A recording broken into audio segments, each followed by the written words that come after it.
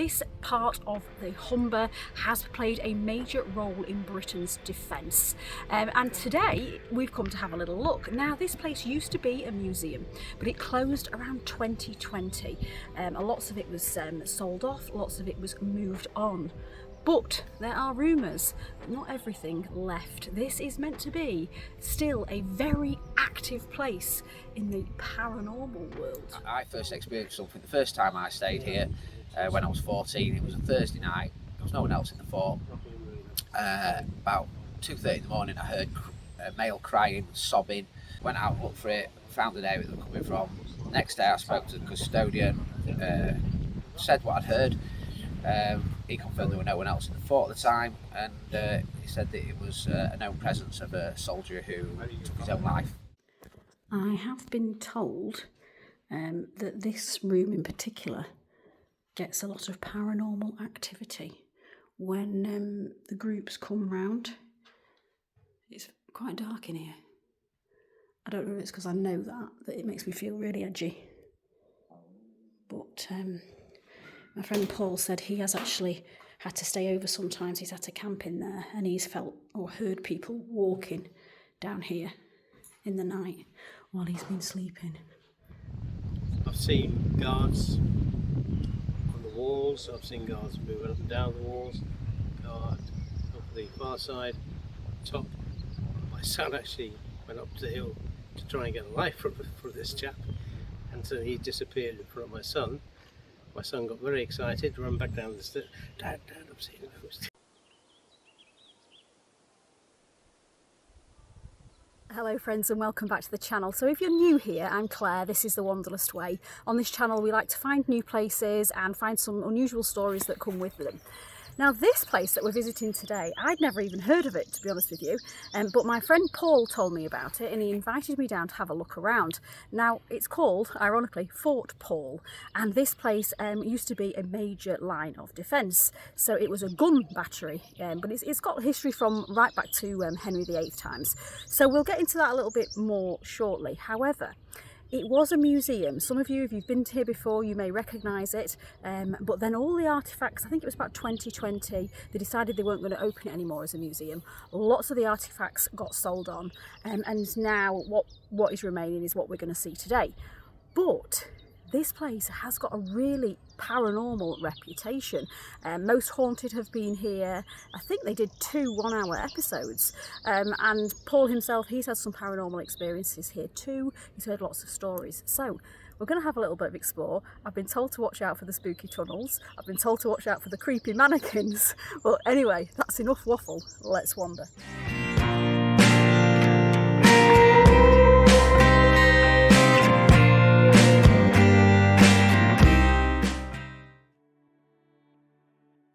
At first glance, Fort Paull doesn't seem especially frightening.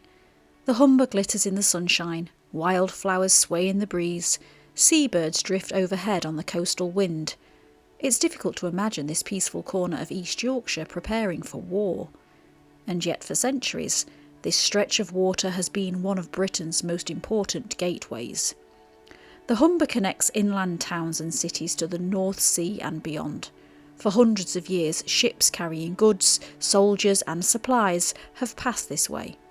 Whoever controlled the Humber controlled a vital route into the heart of England. That's why defences have existed here in one form or another since the reign of Henry VIII. Through the English Civil War and into the great conflicts of the 20th century, this landscape played its part in Britain's defence. Today, however, it's easy to miss those echoes of the past. The guns have fallen silent, the soldiers are long gone. Nature has slowly reclaimed the edges of the site. It's difficult to imagine men standing watch here, scanning the horizon for enemy ships and aircraft. Instead, the fort sits quietly beside the estuary, seemingly at peace with its past. But appearances can be deceptive, because beyond the sunshine, beyond the waterside views and the wild flowers, Fort Paull has developed a very different reputation. Over the years, visitors, volunteers, paranormal investigators and staff have all reported strange experiences here. Stories of footsteps, shadow figures and unexplained activity continue to surround it. And as we're about to discover, some of the strangest stories aren't found out here in the daylight, they're waiting beneath our feet. This behind me is the Searchlight Director Station. I've been in and have a little look, and you've got some great views of the water. Now, it's easy to understand why they decided to build a fort here, even right back when it first was built during Henry VIII times, because this is the River Humber. And of course this has been one of the most important waterways in British history, and so from here you can get a very, very good view of it.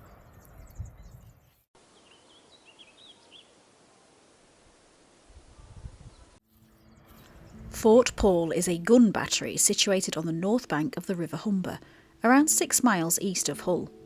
What remains today is a Grade 2 listed coastal artillery battery, and one of the best preserved examples of its kind in Britain.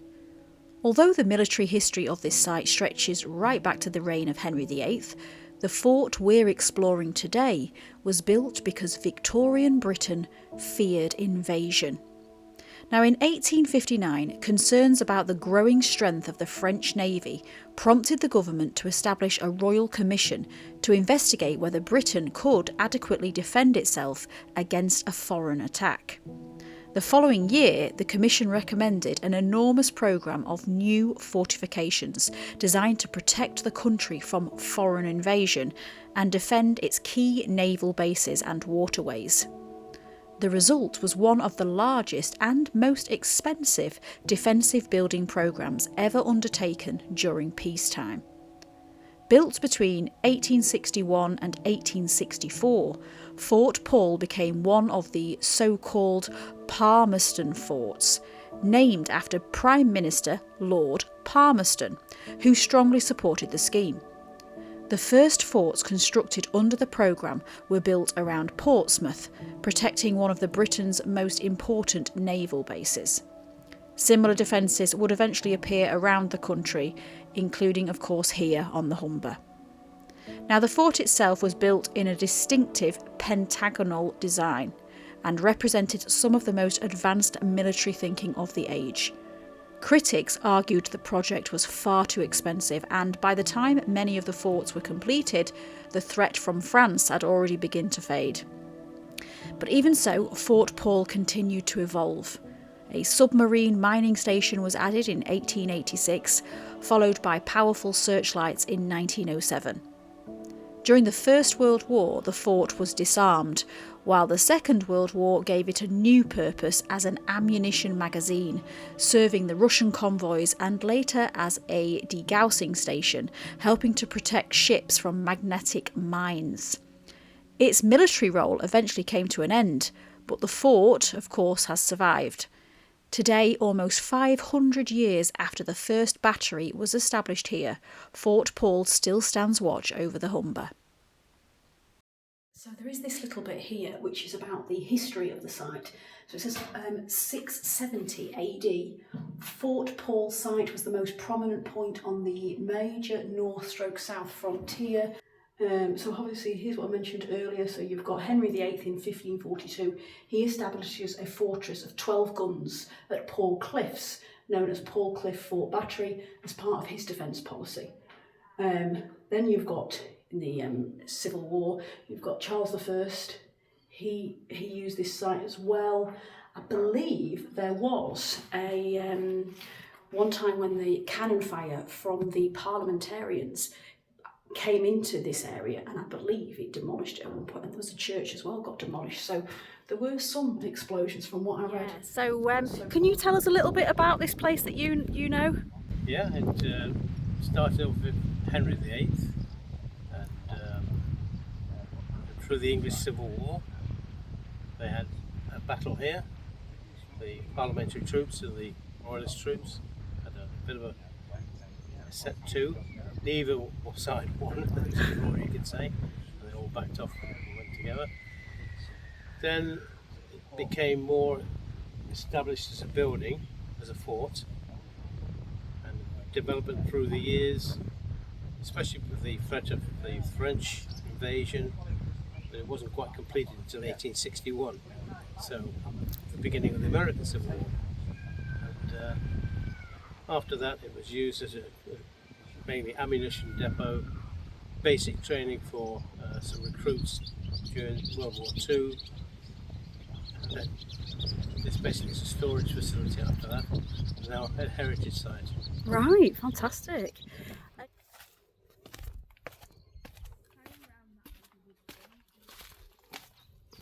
If you're watching and you remember this place when in the museum days, if you came and visited, then drop a comment below of what you remember most about it. I never had the chance to visit. Like I say, I'd never even heard of this place before.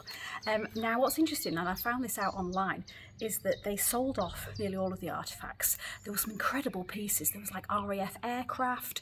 There were like deactivated guns and things, and one interesting thing that I found, it said in total everything fixed around a 6-figure sum, so a lot of money. So these will have been very, very important pieces. But there was even included in that mix a human skeleton which fetched £700, according to the papers anyway. But yeah, we're having a walk around now, and I've managed to find a coffin, so that'd be good for Halloween. Obviously not everything's sold, and I found some things from witch trials as well, from in one of the tunnels as well. They were a bit creepy. For many years, Fort Paull found a new lease of life as a museum. Visitors could explore displays covering centuries of history, from Tudor England through to the Cold War, aircraft, military vehicles, artillery pieces and countless artefacts that once filled this place, bringing its long military story to life. Today, of course, most of those exhibits have gone, but some echoes remain. Now, something that particularly caught my attention, and not in a good way, was an area that was once about the East Riding witch trials. It's a chilling reminder that not all of the area's darker history involved warfare. Accusations of witchcraft, fear and persecution once cast a shadow over communities not far from here. It's also my first encounter with the Fort Paull mannequins, and it will not be my last. Because before arriving, I had been warned to keep an eye out for them. Some have stood here for so long that time has begun to take its toll. Faces cracked and weathered by age now look strangely sinister in the half-light. Standing alone in a deserted room with these, watching, waiting, they are like silent witnesses to a museum that no longer exists. Spooky. Well, it doesn't get more creepy than this. So that's the witch burning, the witch.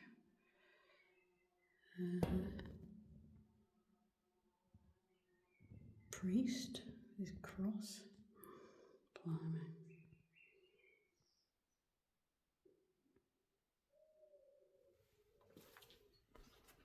But not all of the surviving displays tell dark stories. Among them I found a tribute to Jack Harrison. Now, he was a school teacher from Hull, he was a rugby league player and a First World War officer who was awarded Britain's highest military honour for extraordinary bravery in 1917, the Victoria Cross. Now, he led his men under devastating attack. He was repeatedly attacked enemy positions before sacrificing his own life in an attempt to save others. And it's stories like that that remind you Fort Paull is not just about guns and fortifications, it's about people too. But while the stories above ground are fascinating, the ones that you can find, I have been warned that the strangest stories of all lie beneath our feet. We have now visited quite a few military sites on this channel, and there are so many hauntings associated with them. Let me know why you think that is. Is it the fact that a lot of them are quite isolated, a lot of them are quite derelict as such now? Is it the amount of history that's in the air? Is it the amount of sadness that is associated with war? It'd be interesting to know what you think. So yeah, feel free to comment below with your thoughts on this. Fort Paull remains a place where history feels alive still, and the current owners are trying to keep that momentum going throughout the year. They have historical reenactment groups that recreate moments from Britain's past. There's obviously lots of pieces that you can still see. It is a place where, if you are into your history, you are going to enjoy it. Victorian soldiers, Civil War troops, wartime personnel, they have all marched through these grounds at some point, and according to some, maybe they still do. Because over the years, visitors, staff, volunteers and paranormal investigators have all reported strange experiences here. Reports of footsteps, unexplained noises, shadowy figures and unsettling accounts continue to surround the site, and the deeper we explore, the more these stories seem to follow. Would you like to introduce yourself, Paul, and just tell us what your role is here? My name's Paul. I've been coming to the fort since I was about 14, so about 26 years now. And for the past 2 years, I've been providing fire and medical cover while they have events on attended by members of the public. Right, okay, smashing. And you've invited me down here today because you think there's a bit of a haunted connection here. Yes, most certainly. I've been here when there've been organised ghost hunts on. Seen the table tipping exercise where the table was being untouched and it flew over by itself in a room with no breeze. And does it creep you out when you're here? Because I just imagine you're here on your own sometimes, are you? Yes, I am, yeah. No, it doesn't. No? I've never felt unease with it. Yeah. At all. It's always quite welcoming, and like you're being welcome to be here and see the story of somebody's life and the fort's life.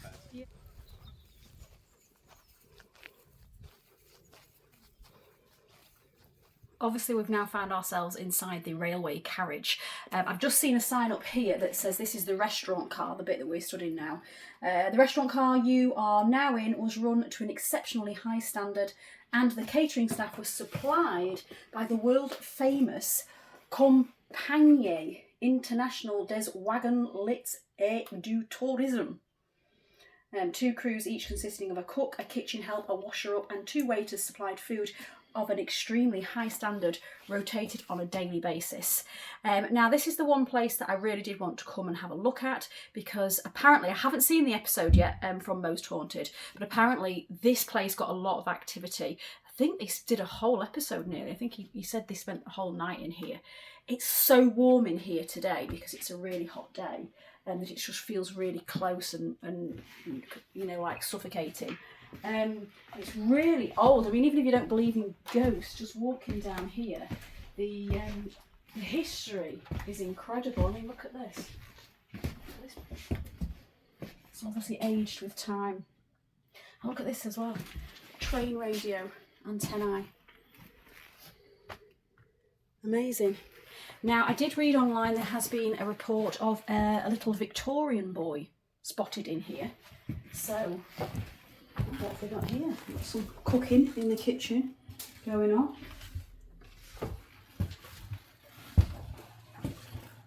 Yes, wow, massive kitchen. I want to look at this.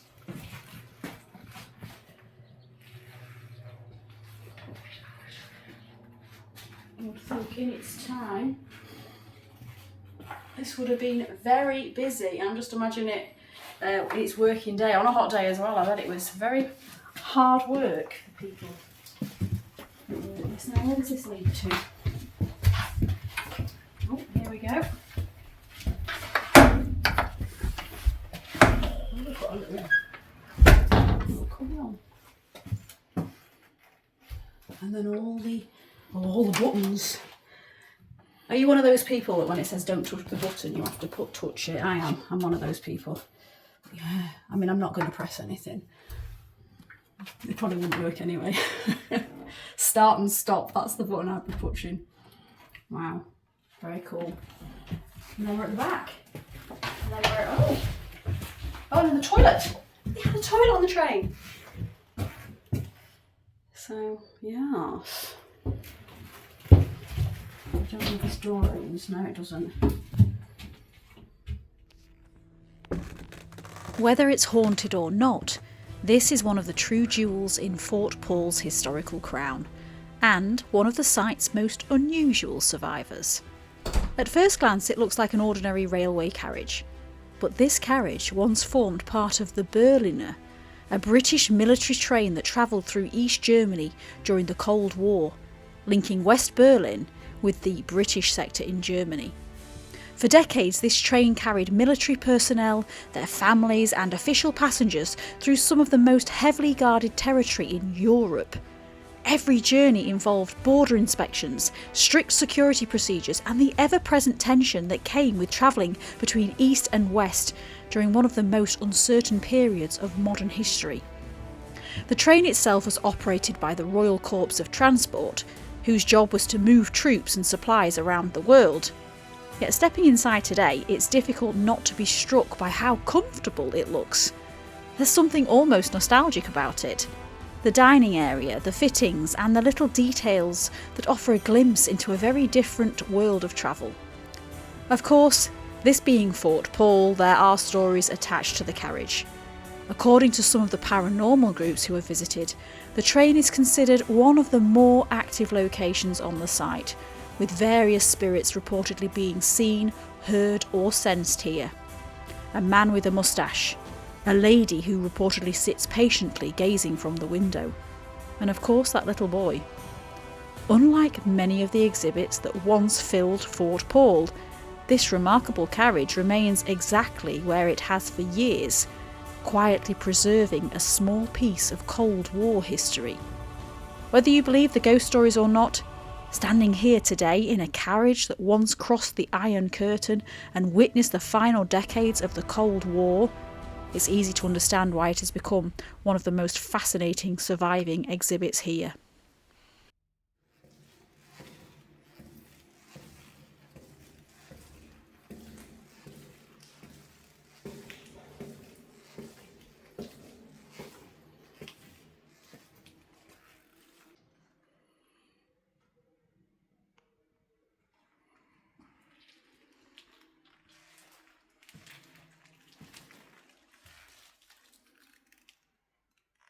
Beneath Fort Paull lies a part of the site that most people never get to see. Hidden below the fort is a network of tunnels, passageways and underground rooms built for function rather than comfort. Unlike the museum displays above, these spaces were never designed to be welcoming. There's no natural light, no windows, no real sense of the outside world. And the further you venture underground, the easier it becomes to lose all sense of direction. With the damp, suffocating air closing down on your chest, it's easy to imagine dark shadows following you round every corner. Even on a warm summer's day, there's something undeniably oppressive about these spaces. For the soldiers stationed here, these tunnels were simply part of daily military life. But standing today, it's difficult not to feel a sense of isolation, cut off from the outside world, surrounded by concrete and shadow. And it's easy to understand why the imagination might begin to play tricks. Or maybe it's not the imagination, because many of Fort Paull's strangest stories seem to originate down here. Stories of unexplained noises and strange encounters, and activity that, according to some visitors, cannot easily be explained. In fact, while filming in this underground labyrinth, we did in fact capture something unusual on the camera ourselves, and I'm not going to tell you what it is, but see if you can spot it as we explore these tunnels, and let me know in the comments what you think you saw.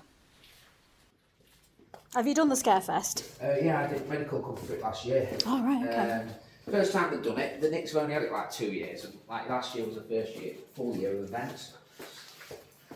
This one's got a completely different feel. Yeah, it's just quite an impressive sort of atmosphere. Yeah. A lot damper. You wouldn't want to sleep down here though, would you? I'd do it for a laugh. Would you? Yeah. You're very brave, Paul.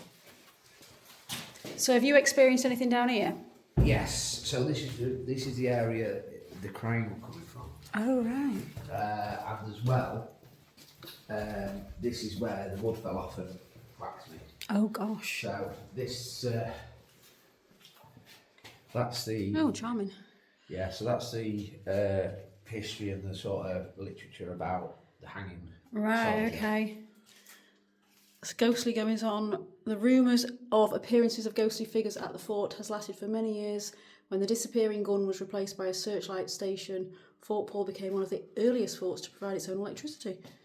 And one night, a group of men were caught stealing by their sergeant major, and they were duly court-martialed, sent to the cells at each end of this corridor. The next day, one was found hanging from the ceiling of his cell, and in the subsequent investigation, it became obvious that the poor fellow was so frightened of the ghosts at Fort Paull that he could not take more than one night in the darkness of his solitary cell. Oh my goodness. So it's when they come down here doing the investigation, Yeah. I was walking through there and there was wood that was fastened up there, Yeah. just come crashing down and whacked me. Oof. And that was fastened up at that point as well.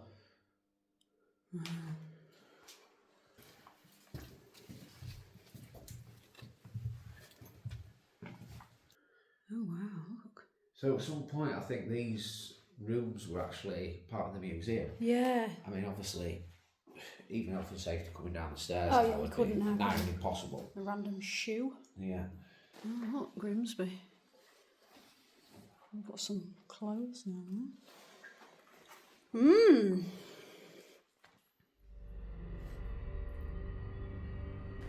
Okay, so I was warned about the mannequins before coming here, but I have to admit the hanging man was a little startling, especially now we know the story behind it. To think that a man was reportedly so terrified by the figures and shadows he claimed to see walking these tunnels that he simply could not take any more. Well, that's the sort of thing you'd expect to find in a horror film rather than a real place. And yet here we are. Many believe it is his sobs, screams and cries for help that are sometimes heard echoing through these underground corridors. Whether there's any truth in that, I will leave entirely up to you. But the story does leave one rather unsettling question. Was Fort Paull already haunted when that prisoner was held here? Or did his spirit simply become another presence in the darkness, joining whatever it was he believed he was trying to escape from? Standing down here, surrounded by the concrete, the shadows, the silence, it's certainly a difficult question to ignore. So was it actually a hospital, or did they just, is it part of the museum? It was actually a hospital, I believe. Right, okay. So there's a history of it there, and then there's a bit more just through this door here. Oh, okay. Right, this is the room with the table sitting there. Right, let me Right, okay. find. Oh, Yeah, sort of stuff flying around the camera. There's that you see orbs and all sorts in it. So this floor, as you can see, it slabs. It's not. All right, okay. They started off with the table here, Yeah. and it did 2 full circuits of the room, Right. back to here. They all come off here, 4 people. Yeah. Then started going side to side with them 2 foot away from it, and then it threw itself over that way. God. So how often are they doing paranormal There's research stuff? There's various companies that come in and organisations. Right, okay.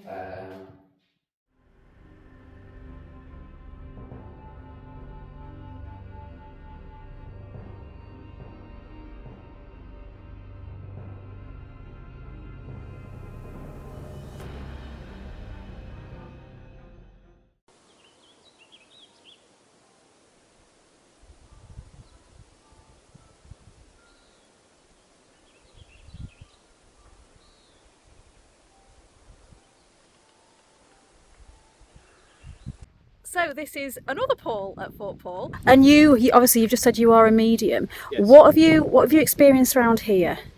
In my mind's eye, also physically seeing them. Troops doing paper chases. You can see the trail of the paper, and you can actually see legs Wow. the chaser.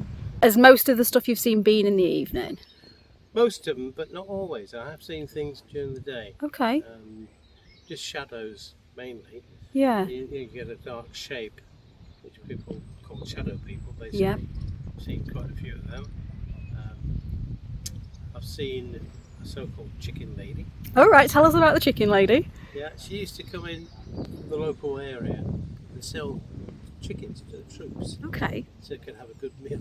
Oh, wow. Always wore dark clothing, so Yep. a lot of people thought that she was a witch. Oh. She was banned from the fort eventually. Was she? Yeah, by the officers said, no, I don't want that sort around here. Gosh. And did you hear her shouting Yes, then? used to say, chickens for sale. Oh my gosh. So that was quite fun. That's brilliant. Oh, thank you so much for sharing your stories with us today, Paul. What would you say to anybody that is interested in the paranormal and wants to come down here? What would you say? Yeah. Have an open mind. Yep. Don't come closed up, because if you do that, then you'll miss a lot. Yes, yeah. They do ghost trips around the fort. Have you done any with them? I haven't done any No. of these, not yet. No. I've never been here when they've been doing them, Okay. unfortunately. But yeah, I'd love to do it as well. Yeah. I've been down all the dark corridors. Yeah, they're quite spooky, aren't they? They can be. I think even if you're not a believer, they're a bit spooky. Yeah. And Yeah. you do see things down there. Yeah. Oh, well, thank you so much for your time, Paul. Really appreciate it. Well, I can safely say Fort Paull was far creepier than I expected it to be. Possibly one of the spookiest that we've filmed at so far. Now, when we first arrived, I was looking forward to seeing the history, the old fortifications, the railway carriage, and of course the stories connected to this place. What I wasn't expecting was just how unsettling some of those underground areas would feel. Maybe it was the stories and the atmosphere, or maybe it was simply being surrounded by tunnels and shadows and mannequins, of course. But whatever the reason, there was definitely a few moments during our visit that had me glancing over my shoulder and double checking my torch worked. And then of course there's that mist that captured on camera.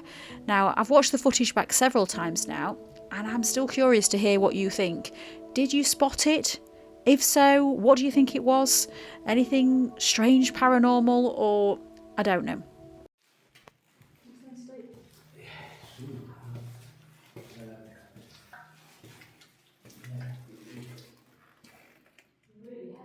Yeah, it's quite oppressive sort of. I see what you mean. Yeah. Quite oppressive sort of atmosphere. Let me know. Anyway, as for Fort Paull itself, it is a fascinating place.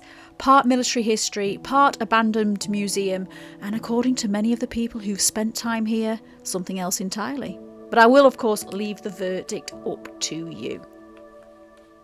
So that is it. Thank you to everybody for watching the video. A massive thank you to Paul for inviting me down here, and a massive thank you to the owners for giving me permission to film.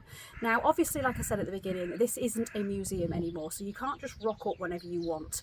They do, however, have lots of events throughout the year, and funnily enough, I'm stood in front of the events board. Now, tomorrow is actually the Japanese car event, so that's what Paul's here to sort of help out with. And then they've got things throughout the year. I saw the Viking event, that looks really cool. So if you're into your history, then it might be worth having a little bob on their website and having a look. I'm not on commission, by the way, I'm just sharing the information.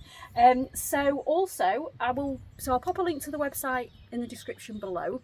And they do, if you are interested, I know I've seen on there are paranormal events as well, and there is the option to hire this place if you are a professional paranormal investigator and you're interested in coming down, getting your equipment out and seeing what you can find as well. And if you do come along, please let us know what you find, and feel free to share it with us, because it's really interesting. Obviously this is an active place like a lot of paranormal places, and new things are happening all the time, so it's always really cool to hear the stories. So until next time, thank you to everybody that supports the channel. Thanks to the members, thanks to the subscribers, thanks to those that are watching, commenting, liking.